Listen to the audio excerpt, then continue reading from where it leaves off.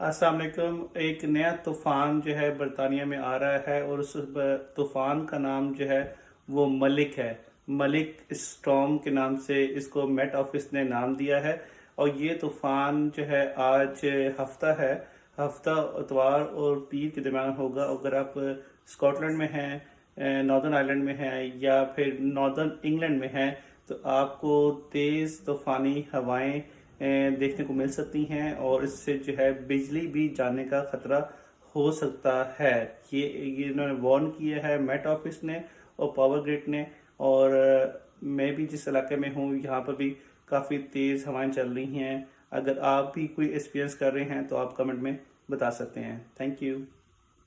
अस्सलाम वालेकुम। एक नया तूफ़ान जो है बरतानिया में आ रहा है और उस तूफ़ान का नाम जो है वो मलिक है।